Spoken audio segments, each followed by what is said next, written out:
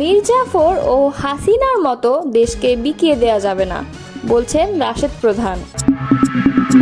তারেক রহমানকে চীন সফরের আমন্ত্রণ চীনা কমিউনিস্ট পার্টির। পাকিস্তানের সেনা প্রধানকে নিয়ে বিস্ফোরক মন্তব্য সাবেক মার্কিন দূতের।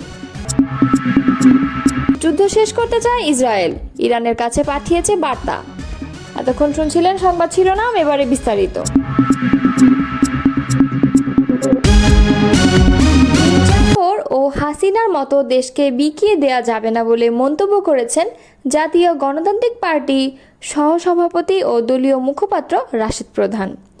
তিনি বলেন, 23 জুন পলাশী দিবসের ইতিহাস সোনার বাংলাকে শ্মশানে পরিণত করার ইতিহাস, স্বাধীনতাকে কেড়ে নেওয়ার ইতিহাস, বিশ্বাসঘাতকতার ইতিহাস। ভাগ্যের কি নির্মম পরিহাস, বিশ্বাসঘাতকতার এই কালো দিন 23 জুন জন্ম নিয়েছিল আওয়ামী লীগ। মীর জাফর যেভাবে প্রহসনের যুদ্ধের মাধ্যমে স্বাধীন বাংলা তুলে দিয়েছিল ইংরেজদের হাতে, শেখ হাসিনা তেমনি প্রহসনের নির্বাচনের মাধ্যমে বাংলাদেশকে বানিয়েছিল ভারতের করদ রাজ্য। তাই আমাদের পলাশীর শিক্ষা গ্রহণ করতে হবে। ভবিষ্যতে কেউ মীর জাফর কিংবা শেখ হাসিনা হতে চাইলে তাকে প্রতিহত করতে হবে। আর কোনো বিদেশি প্রভুর কাছে মীর জাফর ও শেখ হাসিনার মতো দেশকে বিকিয়ে দেওয়া যাবে না। সোমবার পল্টনস্থ শফিউল আলম প্রধান মিলনায়তনে জাগপা আয়োজিত পলাশী দিবসের শিক্ষা ও আগামী সচেতনতা শীর্ষক আলোচনা সভার প্রধান অতিথির বক্তব্যে তিনি এসব কথা বলেন।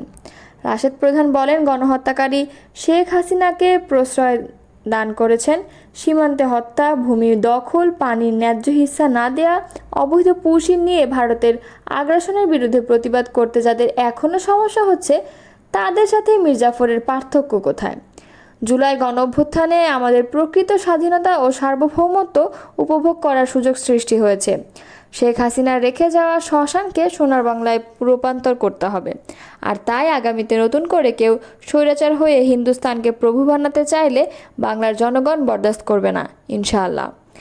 আলোচনা সভায় আরও বক্তব্য দেন জাগপা সাধারণ সম্পাদক অধ্যাপক ইকবাল হোসেন, প্রেসিডিয়াম মেম্বার আসাদুর রহমান খান, সাংগঠনিক সম্পাদক সাব্বির আলম চৌধুরী, রাজীব, ঢাকা মহানগর জাগপা আহ্বায়ক শ্যামল চন্দ্র সরকার, যুব জাগপা সভাপতি নজরুল ইসলাম বাবলু এবং শ্রমিক জাগপা সাধারণ সম্পাদক মোহাম্মদ মনোয়ার হোসেন। বিএনপির ভারপ্রাপ্ত চেয়ারম্যান তারেক রহমানকে চীন সফরের আমন্ত্রণ জানিয়েছে চীনের কমিউনিস্ট পার্টি।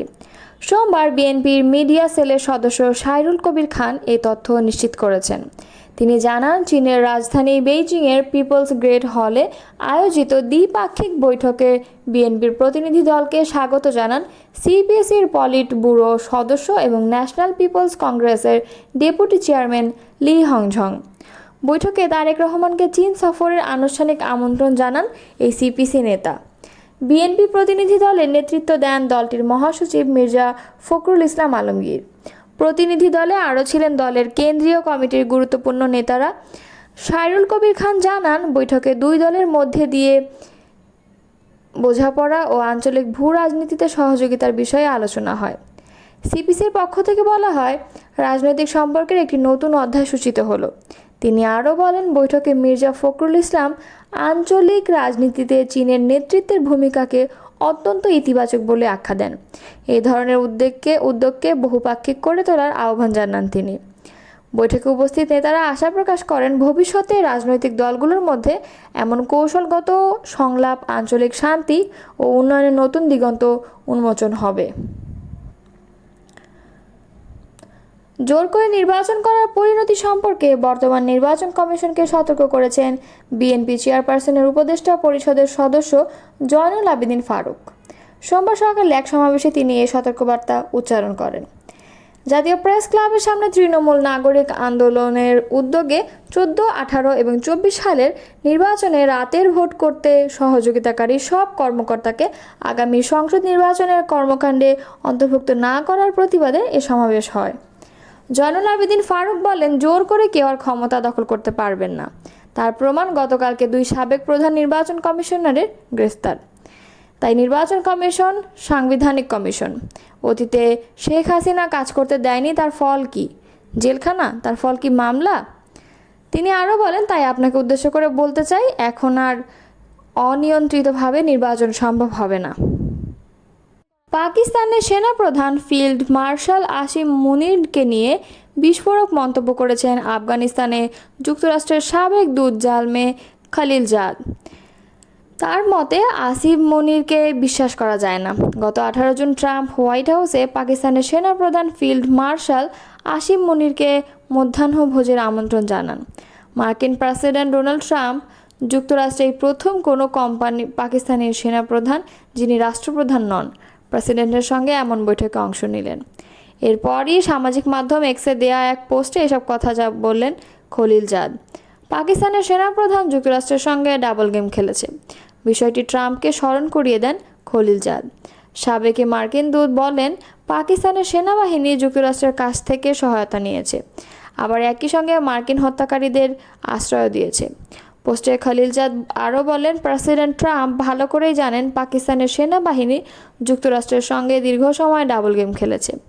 আফগানিস্তানে মার্কিন সেনা উপস্থিত থাকার সময় পাকিস্তান আমাদের কাছে সহায়তা নিয়েছে, একই সঙ্গে আমাদের সেনাদের হত্যাকারীদের মদদ দিয়েছে।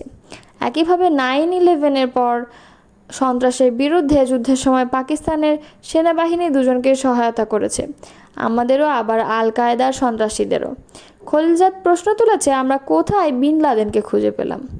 পাকিস্তানি সেনাবাহিনীর গুরুত্বপূর্ণ ঘাঁটির একেবারে নাকের ডগায়, কিন্তু পাকিস্তান এখনও ডাক্তার আফ্রিদিকে আটক করে রেখেছে, যিনি বিন লাদেনকে হত্যায় সহযোগিতা করেছিলেন।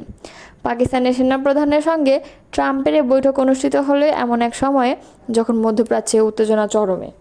গত 13 জুন থেকে ইসরায়েলি ইরান হামলা থেকে শুরু করে জবাবে ইরানেও পাল্টা ক্ষেপণাস্ত্র ও ড্রোন হামলা চালাচ্ছে।